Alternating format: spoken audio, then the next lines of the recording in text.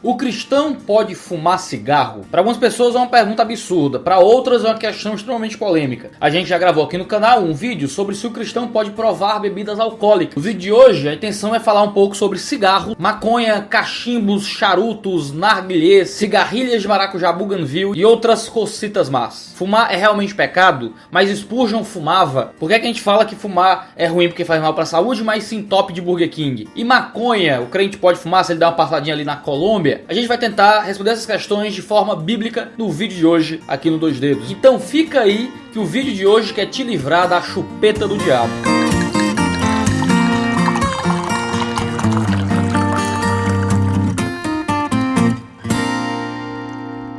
Quando a gente fala sobre cigarro, charuto, fumar, essas coisas todas, às vezes eu acho que a gente sofre de uma coisa que eu chamo de ortodoxia mundana. O que é ortodoxia mundana? É às vezes defender o que é certo por motivos completamente errados. Você tem até um resultado teológico correto, mas as bases que você dá para aquele resultado teológico, às vezes é mais mundano do que se você cometesse aquele pecado especificamente. Sempre que eu vejo alguém falando contra o cigarro, eu não vejo as pessoas argumentando biblicamente sobre os motivos do cigarro ser um problema e um pecado diante de Deus. Eu até posso concordar que o cigarro é um problema, mas a argumentação que geralmente é usada para dizer que o cigarro é um problema, geralmente não faz muito sentido lógico, não são boas bases bíblicas, é um jeito de impor certo preconceito a respeito da realidade a escritura. Então muitas pessoas são contra o cigarro e dizem que fumar é pecado, não porque leram isso na Bíblia, mas porque foram ensinados a partir da cultura e de seus próprios preconceitos pessoais. Ora, no Brasil nós somos todos ensinados a odiar o cigarro, né? A gente tem campanha pública contra o cigarro. O cigarro tem que vir com gente morta praticamente atrás, né? Imagina você vai comprar um McDonald's e tem lá a foto de alguém obeso fazendo bariátrica. Você não ia querer comer mais hambúrguer desse jeito. É proibido hoje existir propaganda de cigarro por aí. Cigarro é uma prática socialmente execrada hoje no Brasil,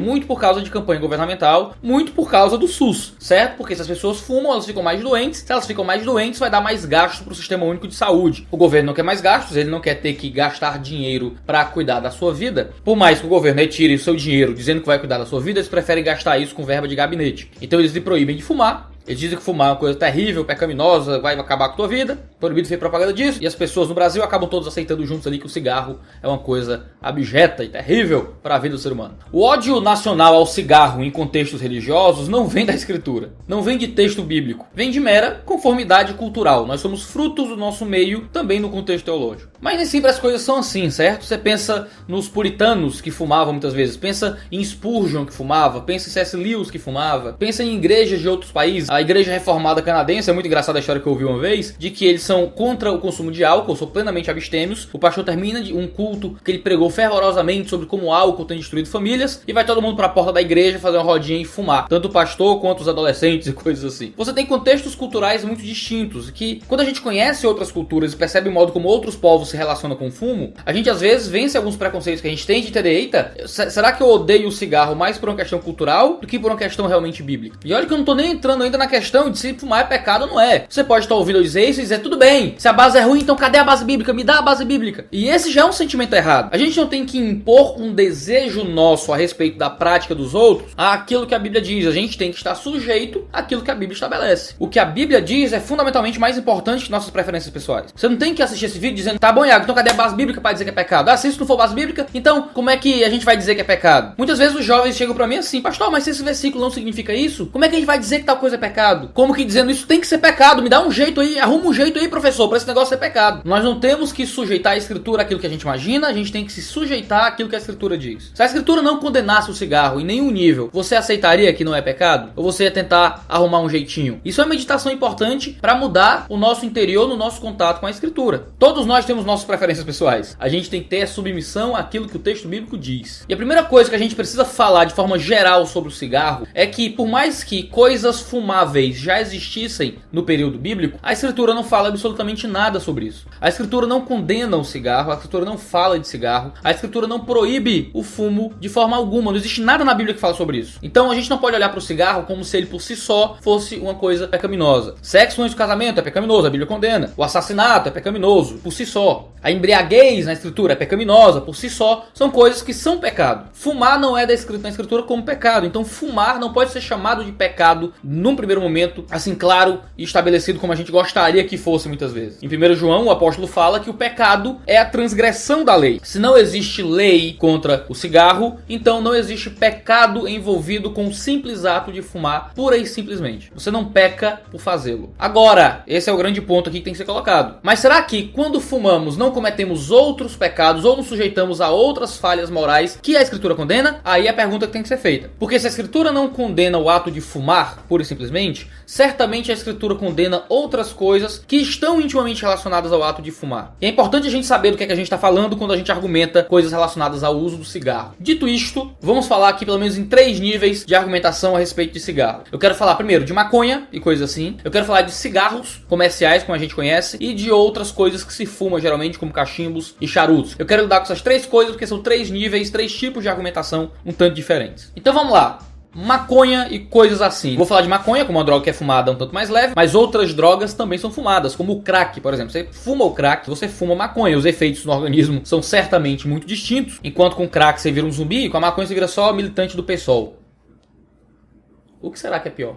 Eu vou falar especificamente de maconha e coisas assim, mas isso se aplicaria também a outras drogas fumadas, digamos assim. Essas coisas são ilícitas que a gente conhece aí no nosso país. Não existe nada na Escritura dizendo não fumarás maconha, obviamente. Mas com o consumo da maconha, existe pelo menos 3 coisas que são inescapáveis no uso desse tipo de coisa. Ou de crack e coisas assim. Primeiro é o vício. É comumente sabido que a maconha e outras drogas são coisas profundamente viciantes. Possuem substâncias que geram dependência. Eu não vou gastar muito tempo argumentando de por que a maconha vicia, certo? Você sabe que vicia, se você conhece as pessoas à sua volta, você sabe que existe um nível de consumo que acaba gerando vício. E ainda que você seja uma pessoa que já usou maconha ou uma coisa desse tipo e não se viciou, você se sujeitou a uma situação extremamente suscetível ao vício. Não se sabe qual é o nível seguro de consumo dessa coisa. Cada organismo tem um relacionamento diferente com a substância. Você está se sujeitando bioquimicamente ao vício na maconha quando você faz uso dela ou de qualquer outra droga. Acontece que a Escritura condena aquilo que nos vicia e aquilo que nos domina. Paulo chega a definir o que pecado significa, o que é o pecado, em termos de ser aquilo que nos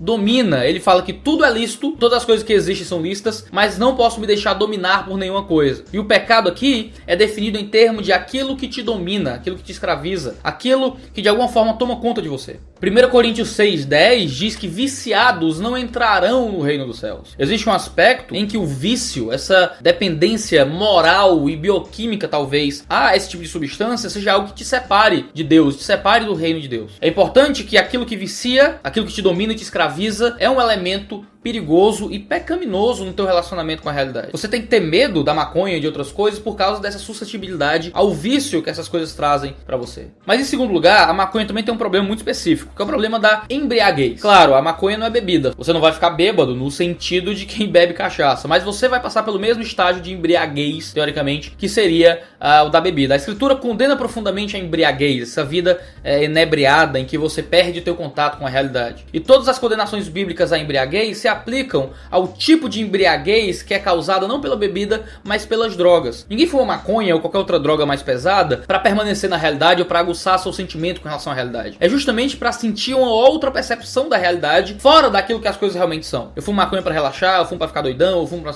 Você sabe que essas coisas representam um tipo de embriaguez. Não existe consumo da maconha, ninguém fuma maconha simplesmente porque gosta do movimento da mão, sei lá, porque deu um gosto bom na boca. Não. As pessoas têm acesso a esse tipo de droga justamente por causa da embriaguez que essa droga traz. A gente tem um vídeo aqui no canal sobre bebidas alcoólicas que traz as várias condenações bíblicas sobre o problema da embriaguez, sobre a fuga da realidade. Tudo que é dito lá se aplica ao tipo de embriaguez que é causada pelas drogas. A Bíblia condena veementemente esse tipo de fuga da própria capacidade de raciocínio, de compreensão da realidade, de contato com as coisas. E o que essas drogas fazem é justamente embriagar o homem por outros meios. E em terceiro lugar, mas isso é uma coisa um pouco mais circunstancial, é a ideia da criminalidade. Claro, em outros países, talvez você está num país aí me assistindo que liberou o consumo recreativo de maconha, tudo bem, esse ponto não entra pra você. Mas no Brasil a gente sabe que há algo muito próximo à criminalidade no consumo desse tipo de droga. Você vai ter que subir um morro, alguém teve que pegar algo de traficante, alguém teve que cometer um crime. E ainda que você não acredite que deveria ser crime, o que importa é que é. E se é um crime, o cristão não se relaciona com atos que vão contra a lei. O cristão, ele é sujeito às autoridades superiores. Ele lê Romanos capítulo 3, que diz que todos nós somos sujeitos às autoridades superiores, às forças de lei que se colocam sobre nós, e a gente não não dá força pro crime. Dessa forma, o consumo de maconha, ele sempre vai ser pecaminoso porque ele vai te deixar suscetível ao vício, ele vai te inebriar, te embriagar, o que é claramente pecaminoso, e no contexto da maioria daqueles que nos ouvem, vai te colocar em associação com algum ato de criminalidade. E olha que a gente nem tá lidando com o aspecto de saúde aqui, a gente vai falar sobre isso melhor depois. Ah, Iago, mas a maconha é uma coisa natural, que Deus fez na natureza. Mas Deus fez pedra na natureza, tu come pedra? Tu não come pedra, certo? O petróleo tá na natureza, certo? Ele sai lá da extração. Você bebe petróleo? Você não bebe petróleo. Não é porque algo é natural, que algo deve ser consumido e que é tudo bem consumir aquilo, certo? É cheio de cocô de cavalo na rua, cocô de cachorro, é natural. Você não bota isso na sopa, certo? Não é porque algo é natural que é argumento pra dizer que isso é bom. O uso recreativo de maconha certamente é um ato pecaminoso. Agora, não estou entrando na questão do uso medicinal, sobre as dificuldades de importar o canabidiol para usos contra a epilepsia, esse negócio todo. Existe um aspecto medicinal do uso de fatores ativos que estão na folha de maconha.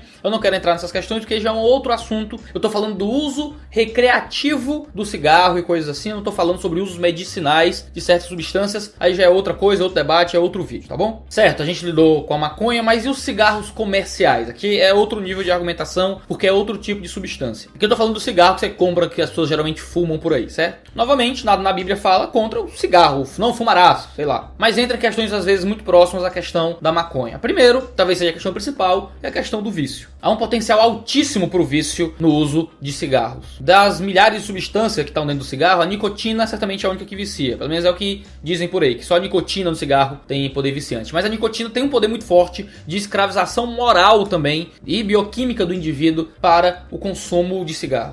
Eu estava lendo uns estudos do INCA, do Instituto Nacional do Câncer, e eles falam que 89% dos brasileiros que se declaram fumantes lamentam ter começado a fumar. Você tem uma prática que praticamente 90% das pessoas, 9 em 10 que começaram com aquela prática, lamentam ter começado. Você tem que ser meio estúpido, certo? Pra achar que isso é uma coisa muito tranquila. E que isso não tem nenhum poder de viciar ninguém. 80% dos brasileiros que hoje fumam declaram já ter tentado parar de fumar e não terem conseguido. Há uma escravização da vontade nesse processo de se entregar ao cigarro. Mas é engraçado que só 54% desses se declaram dependentes do cigarro. E os 80% que tentaram parar e não conseguiram, não são dependentes? Os 90% que lamentam ter começado, não são dependentes também? O cigarro tem um poder muito forte de te escravizar e te deixar viciado. Não só a maconha, a nicotina do cigarro normal também. Aquilo que te domina, que te escraviza, que te vicia, é pecaminoso e te separa de Deus. Viciados não entrarão no reino. O vício é algo sério e é um pecado claro na escritura. Mas agora existem pelo menos duas questões secundárias aí no caso, que eu acho que é importante colocar também relacionado ao problema do cigarro. Um é a questão do amor ao próximo. Fumantes passivos, eles também são pessoas que são afetadas pela sua vida de cigarro. Seus amigos, a sua família, os seus vizinhos são afetados pelo seu hábito de fumar. E entenda, aqueles que fumam a fumaça do seu cigarro, eles estão fumando sem filtro. Você fuma através de um filtro. Quem fuma do teu lado, fuma a fumaça que já é lançada no ar. Segundo vários estudos que eu consultei para fazer esse vídeo, eu não sou químico, não sou biólogo, não sou nada, mas eu fui procurar vários artigos acadêmicos sobre isso. A fumaça que é inalada fora do filtro, seu fumante passivo, muitas vezes é mais prejudicial do que seu fumante em si. Então se você tem o costume de fumar em casa, sua esposa, seus filhos vão acabar sendo afetados. Você fuma no seu quintal sozinho, mas aí os seus vizinhos acabam sendo afetados. Eu já tive vizinho que fumava, ficava com cheiro de cigarro nas roupas penduradas no varal. Era um inferno. Existe um aspecto em que essa é uma prática que afeta outras pessoas. Existe um aspecto de amor ao próximo que tem que lhe guiar, pelo menos no mínimo no modo como você fuma. Mas em um último nível vai transformar o seu ato de fumar em um prejuízo para quem te acompanha muitas vezes. Mas novamente é uma questão um pouco secundária diante do ponto central, que é o problema do vício. Mas tem uma segunda questão secundária que talvez não seja tão secundária assim, mas é um pouco, que é a questão da saúde, certo? Esse geralmente é o único argumento que as pessoas usam contra o fumo, contra o cigarro. Ah, vai fazer mal para sua saúde. Eu não acho isso um argumento muito central e muito útil, certo? Porque todo adulto ele está constantemente lidando com doses diferentes e calculadas de prejuízo à própria saúde. Comer gordura trans, se entupir de açúcar, ter uma alimentação lá não muito saudável, não fazer exercício todo dia, tudo isso de alguma forma é um prejuízo para a sua saúde. E ninguém está sendo disciplinado na igreja por comer McDonald's toda semana, certo? Ninguém está sendo disciplinado por beber muito refrigerante. É mais fácil ser disciplinado por tomar um cálice de vinho depois do almoço do que por tomar 1 litro de Coca-Cola. Então ninguém está muito preocupado com sua saúde, só querem arrumar uma desculpa para dizer que cigarro é pecado, porque é uma prática socialmente execrada. Mas ainda assim, existe um nível em que o prejuízo e o descuidado com a própria saúde pode ser um problema moral também, pode ser chamado de pecado em algum nível. Claro, a escritura não vai dizer em nenhum momento sobre a importância de cuidar da saúde do corpo e blá blá blá. O versículo que fala que o corpo é templo do espírito é usado para dizer na Bíblia que a gente não deve sair transando por aí, não que a gente tem que ir para Smart Fit. Não é um texto sobre ser gordo, ser pecado, tá ligado? sabe? Não é um texto sobre saúde. Agora, existe grande diferença entre você comer um McDonald's e você ser uma pessoa que se dedica ao fumo, que fuma. Já é também muito conhecido o fato que o cigarro comercial possui 4.700 substâncias tóxicas ao seu organismo. Desde metais, gases tóxicos, muitas coisas cancerígenas. Segundo o Ministério da Saúde, sempre que um fumante tem câncer, em 90% dos casos, o câncer é no pulmão. Perceba o nível do problema que o cigarro causa no organismo de indivíduo. O tabagismo é quase um suicídio a longo prazo. Você está sujeitando seu corpo a um nível de estresse físico muito intenso. E o efeito disso a longo prazo no seu organismo é certamente destruidor. Estima-se que 6 milhões de pessoas morrem por ano no mundo por causa do tabagismo. E por mais que talvez um uso privado e moderado do cigarro nesse sentido fosse uma exceção, você usa de forma privada, você não prejudica ninguém com isso, você usa de forma extremamente moderada, então você não é viciado e você não está ofendendo tanto assim a sua saúde, já que o uso é bem moderado de cigarro. Eu não conheço quem faça uso moderado do cigarro que com pouco tempo não passe a fazer uso compulsivo. Todas as pessoas que eu conheço, e eu conheço algumas, que começaram com o uso moderado do cigarro, entraram para um uso compulsivo com o tempo, se tornaram viciadas com o tempo. Algumas vão e vêm no vício, certo? Fazem consumo moderado, acontece algum estresse na vida, começa a fumar feito louco, aí a esposa briga, aí dá algum problema e tal, aí para, volta, consegue, aí fuma um por mês, um negócio assim, e depois volta. Eu conheço muitas pessoas que começaram a fumar, algumas delas até mesmo cristãs, que vieram com esse papo de que é só um depois do almoço, é só um depois do trabalho, e com o tempo tava comprometendo a renda da família com cigarro. E com o tempo acabava assumindo,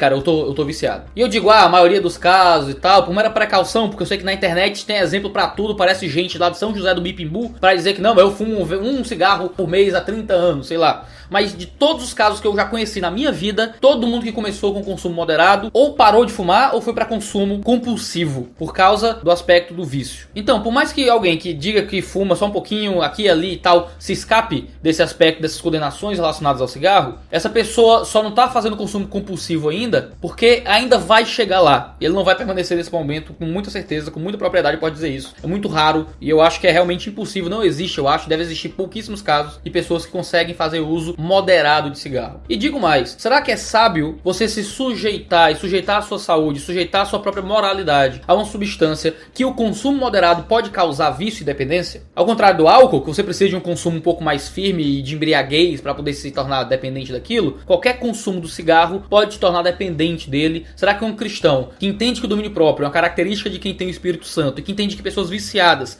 não entrarão no reino dos céus, como diz na Escritura, será que um homem sábio, maduro, que encontrou Deus, vai se colocar em sujeição e arriscar o consumo desse tipo de substância? Eu acho melhor não, hein? Alguns também argumentam que cigarros não comerciais, aqueles cigarros que são feitos em casa, cigarros caseiros, você como fumo, você faz o seu próprio cigarro, que ele é melhor para a saúde. Por mais que isso soe eco-friendly, para sua saúde às vezes é até mais prejudicial, porque o cigarro caseiro não possui filtro, e na ausência de filtro você inala aquela fumaça com todas as substâncias do fumo, sem nenhuma barreira para aquilo. Já é bem conhecido que o consumo do tabaco de enrolar e de cigarros caseiros, por mais que não possua tantos tóxicos, tem a mesma capacidade de trazer o vício e trazer esses malefícios terríveis para a sua saúde. Certo, a gente já viu maconha e outras drogas, a gente já viu cigarro comercial, mas e outras coisas que as pessoas costumam fumar? Cachimbos, charutos e coisas assim. Fala-se muito popularmente que o cachimbo e o charuto, eles são mais saudáveis do que o cigarro, porque você não traga e coisas assim. E a verdade é que se você traga a fumaça de um cachimbo, acaba que você passa pelos mesmos problemas do cigarro caseiro. Você está sujeito a inalar aquela fumaça sem nenhum filtro,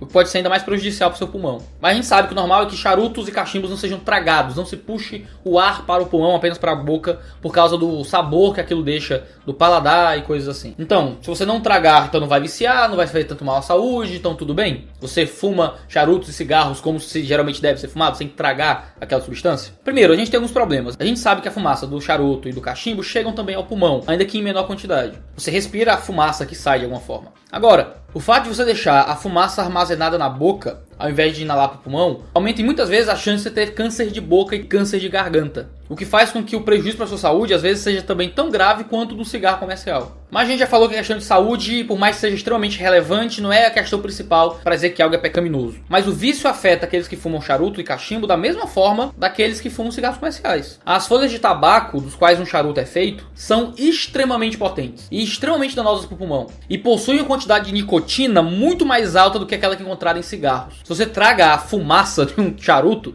dizem que você pode até desmaiar. Em Cuba, dizem que tragar a fumaça de um charuto é como levar um soco no pulmão. E dizem que a ressaca de charuto é pior que a ressaca de rum. Essa quantidade imensa de nicotina que está dentro do charuto pode causar vício tanto quanto qualquer outra coisa. Segundo o Centro de Medicina da Universidade de Colômbia, baseado em testes de respiração de pessoas a 48 a 90 anos, chegaram à conclusão de que um fumante de cigarros normais chega a ter 3 vezes mais chance de problemas de pulmão que uma pessoa que não fuma. Aqueles que fumam cachimbos e charutos têm 2 vezes do que aquele que não fuma. Fumar cigarros normais é mais prejudicial. Isso não significa que charutos e cachimbos também não sejam. A folha que é usada para fazer o charuto, ela é queimada ao sol, o que é diferente do cigarro industrializado, nos quais a folha é queimada num forno em altas temperaturas, o que altera o pH da folha e faz ela ser absorvida pela boca ao invés do pulmão. Acaba que num charuto e num cachimbo, a sua boca vai fazer a função do pulmão e vai absorver a substância do tabaco. Adicione isso à falta de filtro e você está sujeito ao vício, você está sujeito ao mesmo problema de saúde que outros cigarros. Outra coisa que ficou meio famosa foi o consumo do narguilé, né? Aquela coisa que se usa às vezes para usar drogas mesmo, mas às vezes para ervas aromáticas e coisas assim. Também é conhecido como cachimbo d'água, se eu bem lembro o nome desse negócio. Eu li recentemente um estudo da Universidade de Brasília que diz que um consumo de 80 minutos de narguilé equivale ao consumo de 100 cigarros comerciais. No narguilé, você muitas vezes tem as mesmas substâncias que teria no cigarro comum: nicotina, alcatrão, monóxido de carbono, metais pesados e uma concentração extremamente maior de nicotina, o que pode levar à dependência da mesma forma. Dos casos que eu conheço, todo mundo que passou a consumir narguilé, com o tempo estava consumindo cigarro comercial do mesmo jeito. Alguns vão argumentar que a água do narguilé filtra a fumaça,